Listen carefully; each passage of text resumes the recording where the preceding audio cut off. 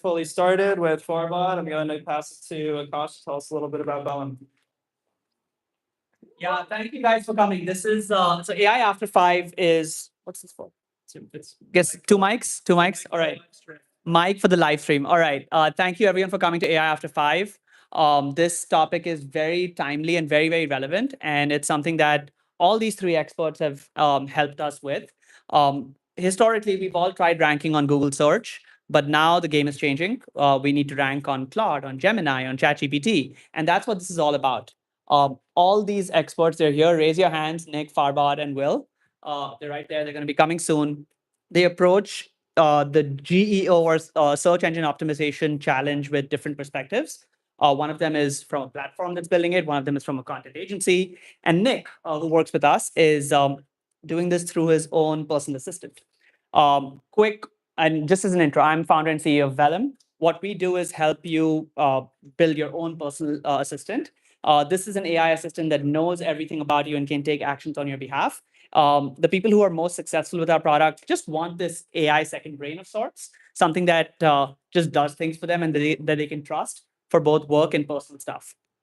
It's what the category we are in is very new, very nascent, but it's an exciting, I'm so excited about the future because this is when AI finally starts working for people and you don't have to go and learn yet another tool to figure it out. So that's a quick 1 minute about us.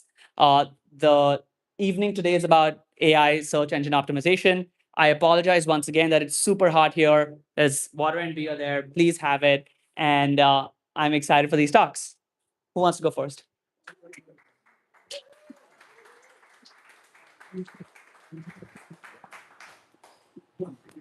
Sweet.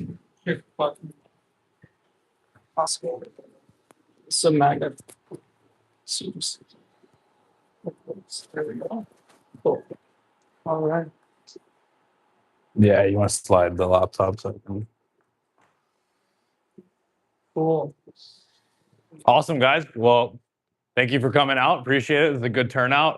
And thank you to Vellum for hosting us. AI search is a very big topic nowadays. More people are transitioning from the search box to large language models. With that comes a unique marketing opportunity to get your brand mentioned in AI answers. A little background, I'm a founding member at Gauge. We are an AEO software that helps brands show up in AI answers. And this is a quick statistic on the future of AI. There's projections that by December of 2026, traffic on large language models will surpass the search box, which is huge news for marketers because nobody's focusing on this. This is your chance to capitalize on this new marketing channel. Some of our customers, Braintrust, Vellum, Mux, a lot of dev tools, some B2C customers. With that, we've been able to aggregate a lot of key data, which I'll be showing you guys to show you exactly how AI models search and core KPIs that really make a difference in the space. So first, how do AI models search? There's 5 key steps. The first of which is the user query. When you go into the large language model, you're going to ask it a question and you're going to expect an answer back. That is the step where the large language model takes your question and acts on that. The second is the model's internal search. That's when the model is going to take your question and actually make its own query to act on that search. Typically, the query is much different than the typical query a user would ask. We can get into a little bit of the statistics. But let's look at an example. Let's say you asked best minivans for city driving. The large language models are trained on historical data. If you ask a question and it's a historical question, the weights of the model will understand how to answer your question. But if you ask something like best minivans, typically the model will not have that information because minivans come out every year. So because of that, it's going to make its own query. And that query is actually quite interesting. Here are 2 examples of queries that large language models would make when they're trying to find the answer to your question. You'll notice that these are very long queries. Does this look like a typical search that you would make into Google? I don't think so. So that's the second aspect. And I have a little bit of data on what these queries typically look like. The average word count of these queries the large language models use when they search on Google is typically 12.7 words. It's typically looking for listicles, top tools, and trying to gather information on what options are currently out in the space. You'll also see that this is a distribution of how similar these queries from large language models are to your actual query that you ask the model. And you'll see that it's pretty similar. The highest data point is usually like 0.7. So it's 70% similar to the question you ask large language models, but not quite exactly the same. You'll see that these are the most used words when the query is actually going out and trying to gather information. As I just stated, like 3 things that are super important to the models right now are time recency. So you'll see that if you put 2026 in your meta description and your title, your content will actually be cited much more frequently. You'll also see that it has comparison things like tools, best, verse, platforms. These are signs that the models really care about listicles and easily structured format so it can understand, what options are actually there in the space. Yeah, and most of the models will be using Google.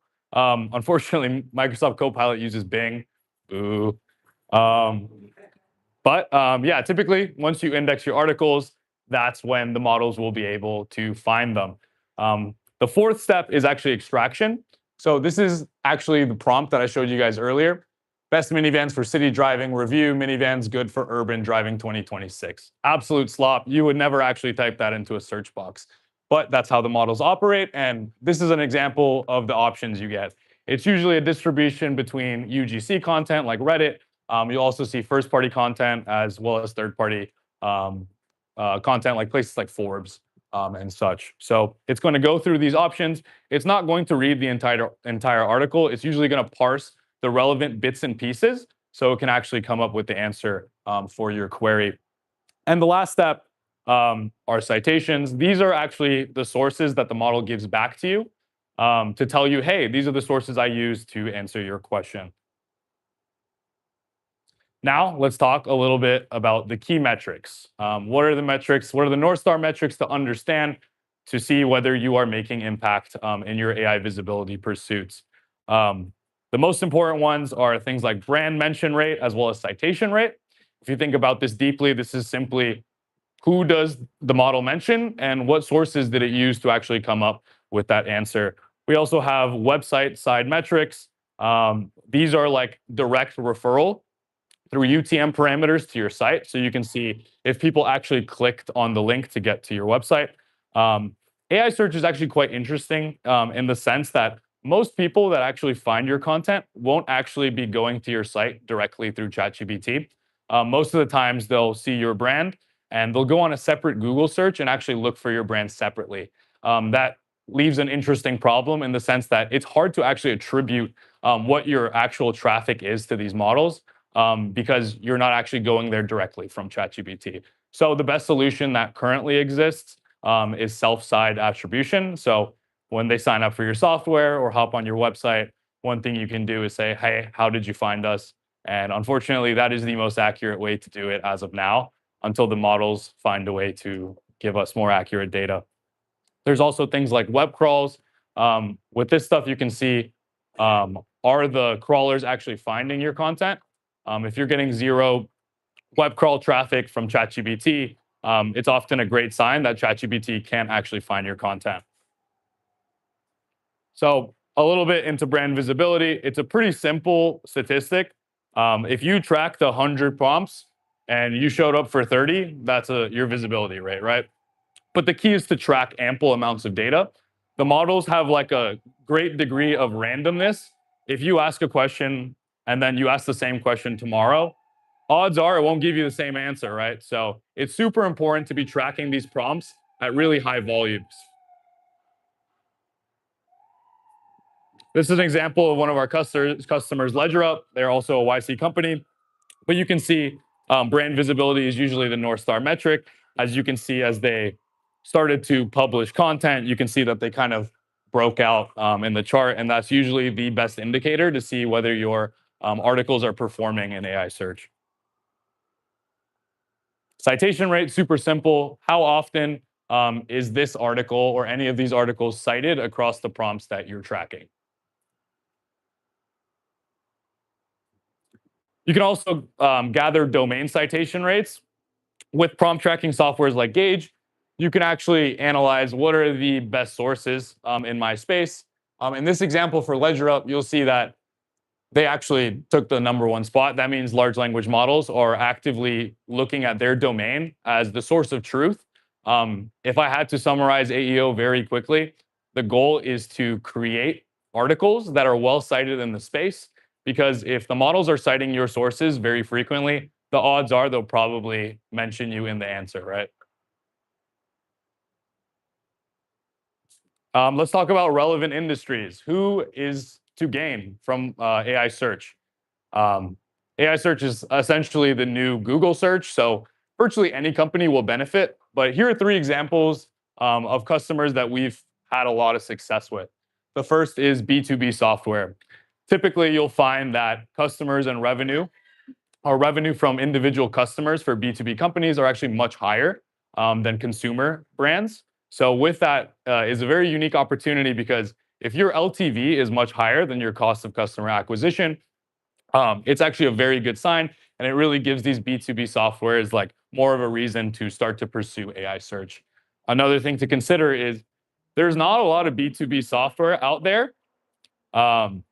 Usually it's the consumer brands that are putting out loads of content on the internet to actually like influence people to purchase their goods. So naturally, B2B software is less competitive, and it makes it a lot easier for those brands to actually capture citations and mentions. Dev tools are super similar, not a very competitive space. So if you are a dev tool, it's a very ripe opportunity to capture the AI search market. One thing to consider is tools like Claude Code and Codex. More and more, these tools are actually picking the tools that they're going to use to implement your software, ideation automations.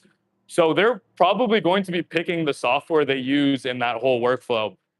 Making sure that your dev tool brand is visible is super important, because it actually allows Claude Code and Codex to consider your brand as a consideration when it's building these complex workflows and automations. As for consumer, super simple. It's just the biggest market. The majority of users in AI search are going to be buying goods, products, and software. So with that is a super big market to capitalize on. And after my talk, Nick and will actually be speaking out what's the proper strategy and how to build a content engine to actually capitalize on AI search. So that's it for me. Appreciate it. Later in the day, we'll actually be going through a demo, and we'll be looking at Vellum's individual work and seeing how they grew from 8% to, what is it, roughly 46% visibility. Yeah, so thank you.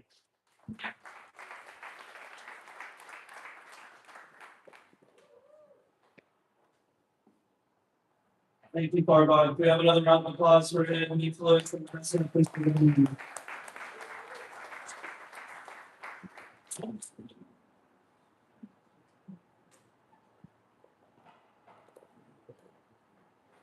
What's up, everyone? Thank you for coming.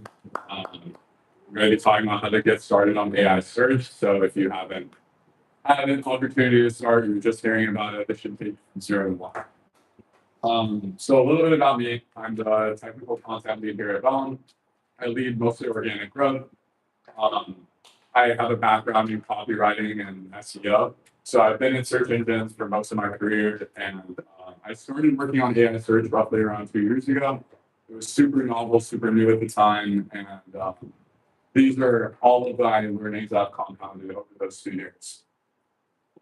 So first, let's talk a little bit about the state of AI search. So right now, Google recently did a huge core update about a month or 2 ago. And recently, in the past 2 weeks, they've added the AI search traffic feature into Google Analytics. So this is high signal that Google is considering this, is giving you the tools to start doing this, and really lighting the torch for brands to start optimizing for AI search. A study from SEMrush found that 206% of outbound traffic grew from ChatGPT, so people searching ChatGPT and going to web search. we're going directly to sources on the internet, grew by that much. And then a little bit of data from our traffic. Our traffic is currently sitting at 2% directly from AI search, but we attribute roughly 10 to 15% because of what Farbod covered with the gap of attribution currently. And then a study from Ahrefs found that AI search is citing 43.8% of listicles when they do cite a source. So if it's not Reddit, it'll be a listicle from the first party like domain contacts. All right, and then this is some data on the performance that I've done here at Vellum, growing our AI visibility. So in 3 months post our pivot, I took it from 8.6% to 46.9% in our like top full domain of like AI assistants. And then on every Google service, Gemini, AI overviews, and AI mode, we dominate above all of our competitors at a 54% visibility rate. And so with that, we will get into the playbook on how to start your AI search engine optimization. So the first thing to get started on is pretty rudimentary. It's getting your site ready for the AI crawlers. And this is like more of a structural thing. You'll want to add a robots.txt to your site. This is like a page that signals to these AI crawlers what your site is about. It covers, your product offering on the 4 pages. It's very similar to a sitemap, but less data with that. The second thing I'll cover in the next slide more, but you want to insert HTML through to like as content to your site. Your CMS will take in this HTML and render it as Markdown, and Markdown is just very easily readable by AI crawlers. So none of the components in your website that are rendered in like JS or something will interfere with the readability for AI crawlers. And then next is you want to add schema markup to your pages. Again, another structural thing outlining what the page is all about. And then a clean and updated site map with all your landing pages, your product pages on the top, and then clear structural hierarchy so that the crawler can go through your site and navigate it easily. Oh, 1 second. There we go. Okay, so, oh, the image is not rendering. Well, here. I'm going to show you guys real quick what I mean by HTML rendering on a page.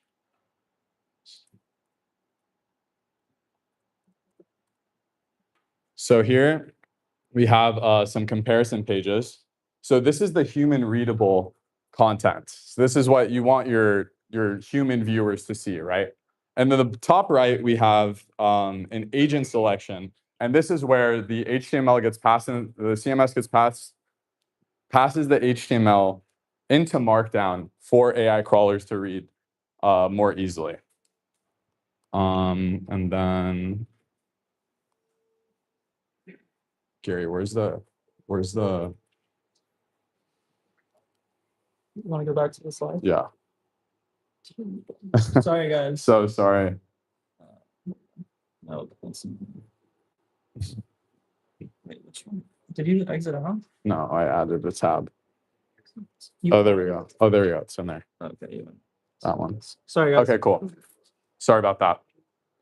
And so next thing you want to do after you optimize your site is to find and track buyer prompts. So like a buyer prompt is very much similar for like the SEOs in the room, is like the intent of the prompt. And you don't want to optimize for informational prompts. You want to optimize for buyer prompts. And I'll get into that.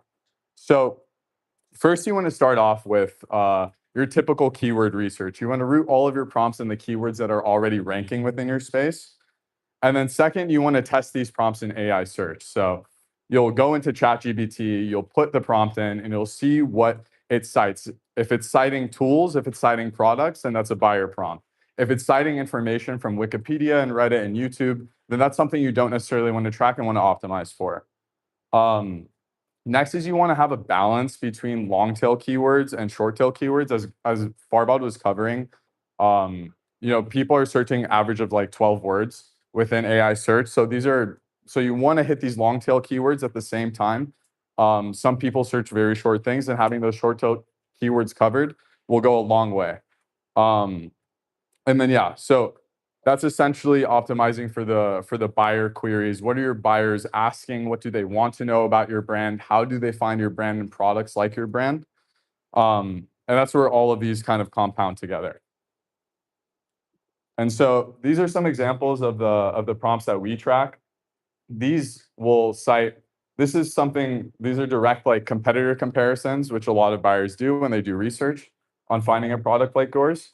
And then these are more discovery prompts of people trying to find products, and you want your brand mentioned for these questions.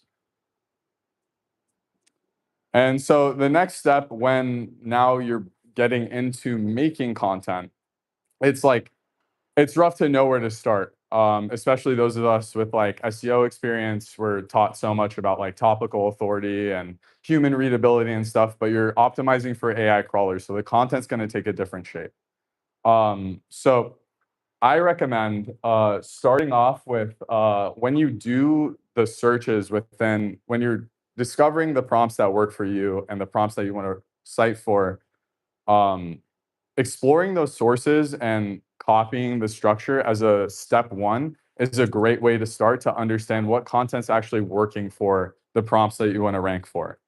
And then secondly is like, people within your space might be doing well, but there's people in other spaces doing even better. So even outside of your space, there are certain types of content structure within the pages that are working that you want to take from and add to your own articles to create some differentiation and to hopefully rank above your competitors.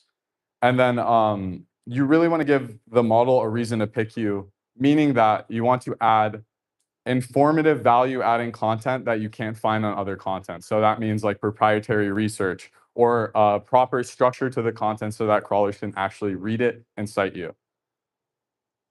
And yeah, so this is like the format of content. Like this is the type of content formats that you want to put into your listicles, into the content that you want to get cited in AI search. Use comparison tables, FAQs, lead with proprietary data, and structure clear headings, H1, H2. And that's more of the technical stuff that you'll work on. And as you go through the process and make this content and iterate on it, you'll get better and better at understanding what changes are working and helping your page get cited more. And you'll keep doubling down on that. So when you've gotten past the content generation step of your strategy, you want to treat it like a system. It's going to be something that you're going to be doing often, and you want to publish regularly. The space is going to become increasingly more competitive, and your competitors are going to be shipping just as much content as you, if not more. So you want to use a tool like a AI assistant that I do. I use my assistant Viper to ship at least 2 to 3 articles a week that is optimized for AI search to keep us relevant within the space. Secondly, is you want like a cycle of refreshing content to make it new. As Bod was saying, when titles say 2026, AI crawlers are more likely to cite it. So when you make your content, refreshing it for every month, refreshing it every week, whatever the case is, whatever the cadence is, you want a system to refresh the content that you're making for AI crawlers. Third, you want to track what gets cited. I use Gauge as my tool to do that. I highly recommend a AI search tool to do so. And when you do track what's getting cited, you have visibility on what's working and how to relay that to the rest of your content, and then how to, and when you see it dropping, that's when you know how to refresh that content. And on top of that, working with the AI assistant and AI tool, most of them have MCP servers that they could query all of your prompts, all of your data to understand way quicker than you analyzing the data of what content's dropping, what content's working, what needs to be refreshed, etc. And so that's my chat on going 0 to 1. I'll be around for questions after. If you want to chat with me, here's my X and LinkedIn. Thank you so much again for everyone who came.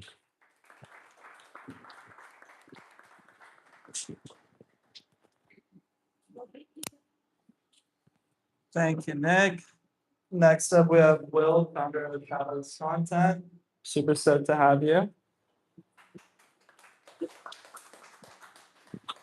We'll roll into a quick demo and then a quick Q&A as a panel with all the speakers, and then we'll hang out, have some more drinks, and enjoy the game if you stick around. Is it supposed to be a magnet? Yeah, it's just check it. Here. Cool.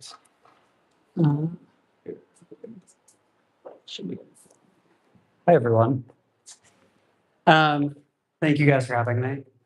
Great job talking before me. I'm going to be speaking a little bit more about a little bit of the technical, but more on how to actually take this data and build something with it. Because I think a lot of, you can understand the data, you can see that, but actually making that something actionable and turning it into a strategy that actually helps you rank can be difficult for some. So a little bit about me. I run Catalyst. It's a B2B content agency.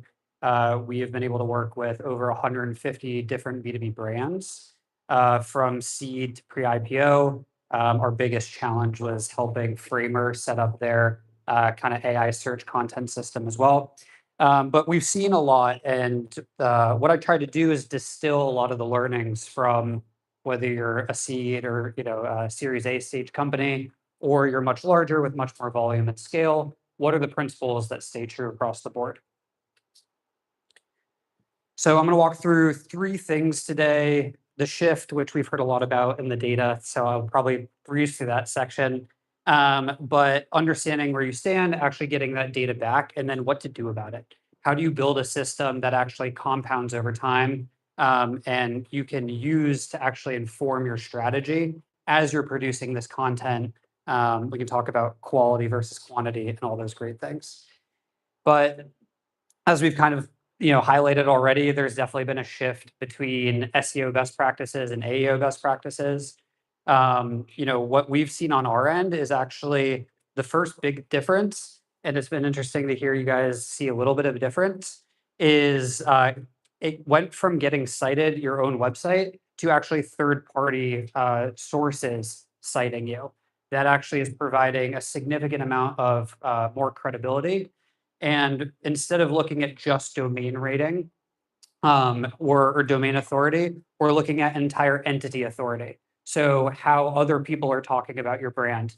When we go to your company LinkedIn page, is your founder posting? Are they credible? Are they who they say are? G2 resources. And so while your own content on your own website is very important, you actually have to start thinking about and worrying about how your content is showing up on other platforms as well.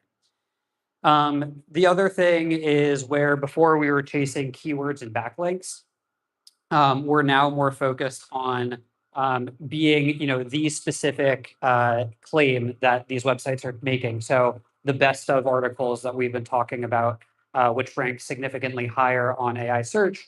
How do you get yourself featured in one of those, best of articles? And so overall, we're thinking about content across the board, how we're showing up on the entire internet that gives us an entity authority versus just a domain authority. And there's this kind of interesting paradigm that I was reading about. There's a much more detailed article on this. And it talks about how models, retraining on themselves and what happens to that over time. And the best way I've heard this be explained is if you do one search for what the best ice cream is, you'll get a whole bunch of different flavors. But as models keep training on their own data over and over again, that answer will be averaged out. And so for lack of a better example, you end up with vanilla. And that's exactly what it is. So if you are just using AI to produce AI generated content, that same paradigm is happening where the content becomes more average and more generic. And so what we think about and what we focus on a lot is how do you produce content that can add some value or a new perspective or something new to the internet? because AI is continuously training on itself. Even today, more than 50% of the content on the internet is produced by AI. And so there is more and more of a need to be producing something net new. And so, when you think about this, some important things, my background's in brand strategy, so I'm very excited about this, is there's more of a need to have a real perspective.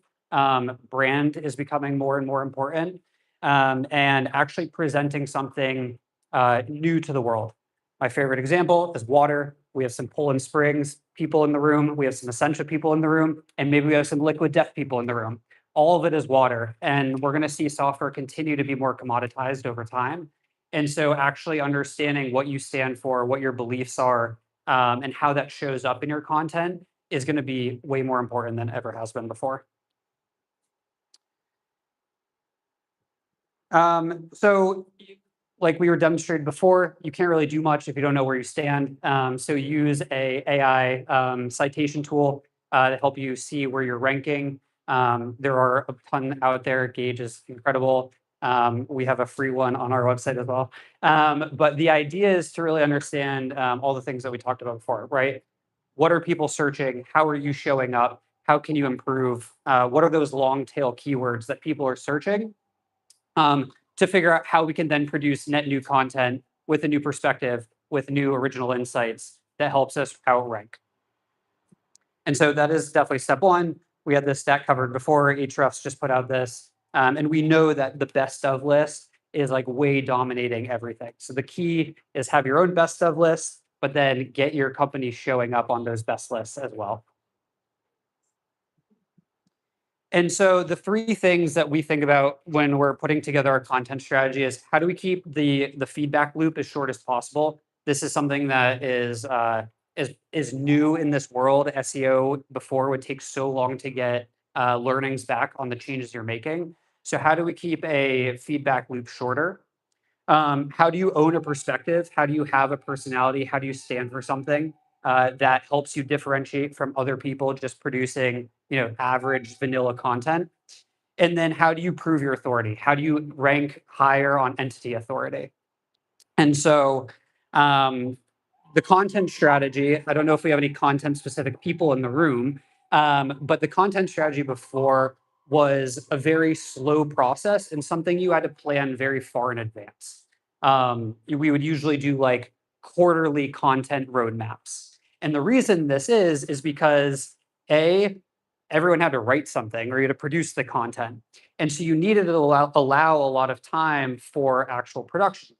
But now that AI allows us to get to at least a first draft much quicker, we can start planning more reactively rather than planning an entire quarter or, some companies plan their whole year editorial calendar, which is just crazy in this day and age. And so the way we think about putting together a content strategy is how are we monitoring the signals from our AI data provider? What are the signals happening in the market? Everything is just happening so much faster. So you need to keep a pulse on that. You can ship things, collect data, and see how you can improve from there. And then no longer, again, back to production speeds being much quicker. We're no longer thinking and planning out, okay, we're going to have 4 articles this month, 6 LinkedIn posts, 2 tweets. You can take one core idea and figure out where it's best distributed. So if this core idea, is it big enough to be an entire article? Should it go out through our executive social presence? Should it go out in our newsletter? And so it starts with the idea, and then you branch out to the distribution channel. And so what this looks like in practice, and these are the way that we build our content systems with AI, is we have 4 different stages. One is a constant source of signal monitoring. The key component of this is your AEO data or any analytics from any of the platforms that you publish on. So we're scraping on a daily, weekly cadence how we're showing up in AI. How is our LinkedIn post doing? How are our tweets doing? Any data source that we can get access to, Google Search Console, and feeding that into a raw data database. We then think, okay, this is our own data. What else can we do? Well, what are our competitors doing? What is the founder of our competitor posting about on LinkedIn? What's working for them? What are the industry blogs talking about? Who's producing YouTube content in this space? And all of a sudden, we have so many different data sources from other people's content that we can then be informed on how we produce our own strategy. The next thing is, we get a whole database, hundreds of rows, thousands of rows of data. What's right for us? And this is where building your brand and your perspective is so important. So is it relevant for our brand and our brand goals? And more importantly, is it valuable and informational for our ideal customer profile? So would they get value out of this? Is this something they're going to respond to? And really just kind of filtering it through a traditional content strategy would be. Then we have these raw ideas and we go, okay, great. How do we make them ours? Is there proprietary data? Do we need to set up an interview with, a member of the team, some of our customers? Do we need to do market research? How do we add our spin to it to actually make it a net new valuable piece of content into the world? And then we figure out, okay, where is this best, where to be published? And so once we do that, we publish the content on our newsletter, blog, where have you. The whole thing feeds back into itself. So the next time we go to do our strategy planning at the top of the month, we have all the learnings from the month before. And so we all of a sudden have created this effective content strategy that is way more reactive. If you're only doing social, you could run this every 3 days. But if you're doing some longer term planning, if you have the right resources set up, you can do this much quicker. I put in a little example for a fake CRM, but essentially like pulling your demo questions, support tickets, Reddit threads, your lost deal notes, your competitor moves. There are content ideas all hidden in within those, and those should all be feeding into your signals. And so, more of a reason to have an AI note taker and record those internal conversations. All of those are rooted in voice of customer support tickets, or real problems that people are experiencing, and all have so much good insights. For the filtering step, again, AI is really great at this. These are our brand strategies. These are our content pillars. Select and rank them what is relevant based off of what we've published before and what we're seeing high volumes of. The make it yours step is very important. Root it in your own proprietary data. And then, like I said, distribute to the channels that make sense for you. So what I ask is, as you go to think about your content strategy and actually ranking on AI, think about how you can improve your content strategy. This is something that traditionally a lot of people just set once every 6 months and don't really touch over a period of time, where we're constantly testing different beliefs, different perspectives. What is resonating? It's a great way in early stage to kind of get a handle on what your customer actually is, how they describe their own problem. Then use your own real perspective. So interview your team. Everyone is probably really smart. Maybe you have subject matter experts in your industry, in your space. Rely on them to provide opinions. Add a signal bank of quotes that people have said over time. So you build a backlog of quotes and perspectives that you can, programmatically pull in to articles if it's relevant to the article that you're writing. And then prove your authority. So really start to think about how you show up on every platform. AI is not just searching Google right away. It is looking at how your company, how your entity is showing up on every platform. And so it's really important to have, a founding team posting on LinkedIn. Maybe your executive suite. Maybe you have in-depth tutorials on YouTube. All of that is being pulled in and ranked to see how much your entity is actually valuable. And so, again, this is kind of going into a little bit more detail, but your long tail questions, which we talked about before, what are your buyers actually searching? LinkedIn and YouTube provide a level of depth that sometimes doesn't exist on your website. It should, but sometimes it doesn't. And AI, Google is pulling the transcript and actually looking at that information to see how it bolsters your ranking. Reddit is obviously the voice of the customer in real time. There's a lot of great, I think you guys probably know better. I think it's like one of the top cited sources for AI entity as well. And then, of course, G2, where people are actually leaving public reviews, that is definitely a factor into this. And so relevance comes first. That's another thing. So being cited on a very, very relevant niche website is so much more important than being ranked or cited on a website that has higher viewership, but is speaking to a broader audience. So it's very important to really sit within that niche and be the domain expert in that area. So 5 things in recap. To win is being the source of AI sites across the web. AI made average content free, so don't be average. You're going to be invisible. Content strategy runs like a living system. So use signals in real time to help provide and update your content strategy. This includes refreshing your content. You don't have to refresh your content every year anymore. You have to do it every month. AI cites what it can't generate. So anything that it couldn't produce on its own, if you just asked a question, is exactly what you should be trying to fill the gap on. And authority is about relevance. So show up where it matters to your industry, not just the biggest person. We have some free resources. Everyone loves a good download pack. If you scan this, there's some initial tools to figure out how you can take the data from these AI tools and then do something about it. It will suggest some content ideas to actually produce, how to start ranking, finding some websites for you to reach out to see if they'll talk about your brand as well. Yeah, I'll be around. Thank you guys, and hope you learned something.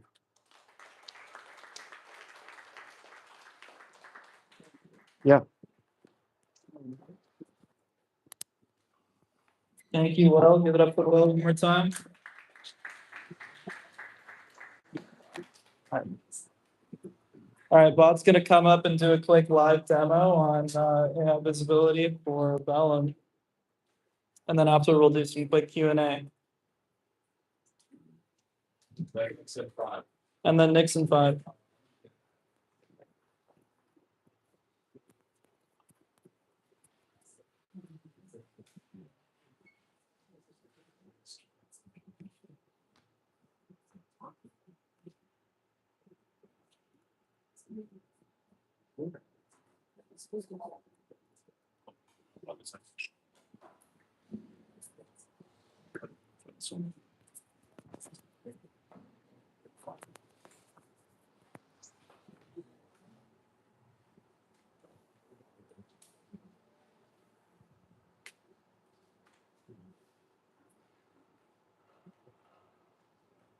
We're good.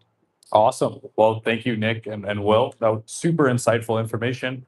I think as all 3 of us alluded to, the most important thing for brands is to actually gather the data to understand whether your strategy is working or not. And there are a lot of prompt tracking softwares. I like to think ours is one of the best one. Will also has a free resource, as he stated.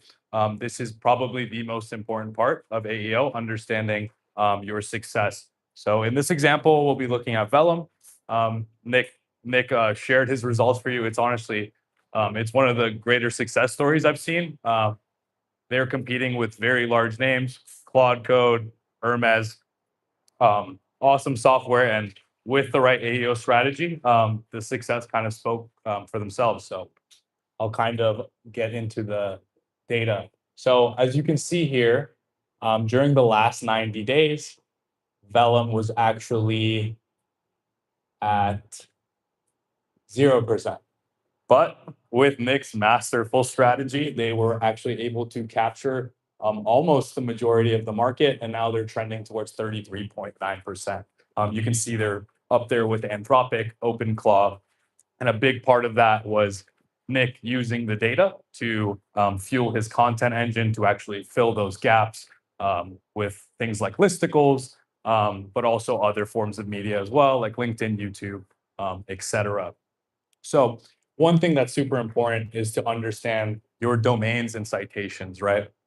Will had a super good piece of insight on this.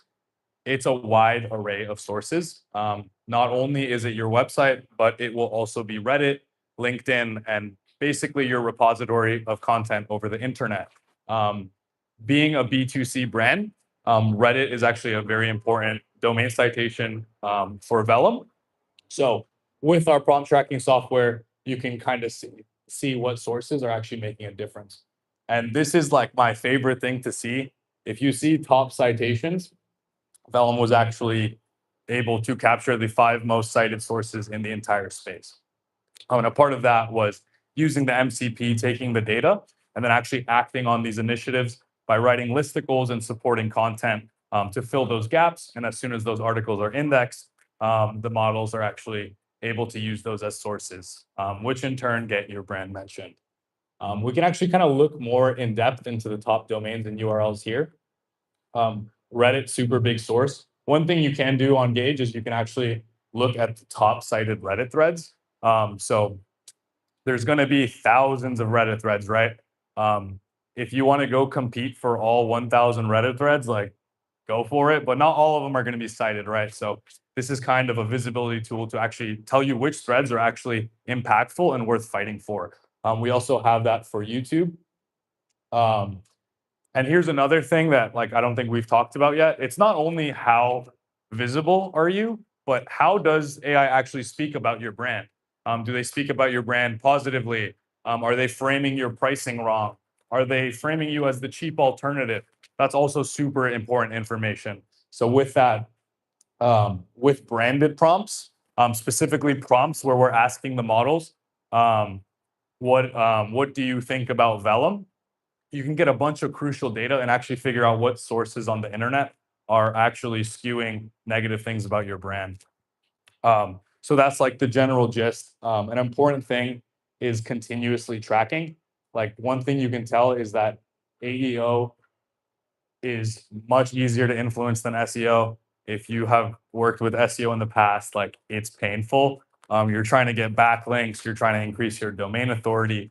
If we could summarize this talk very simply, it's that the way to get into AI answers is actually to write content that directly answers the queries that large language models are looking for. And that's distributed across a wide array of sources. Last quick thing before we wrap up. Writing content is the second half. You're not going to increase your visibility without putting content on the internet. So there's multiple ways to do this.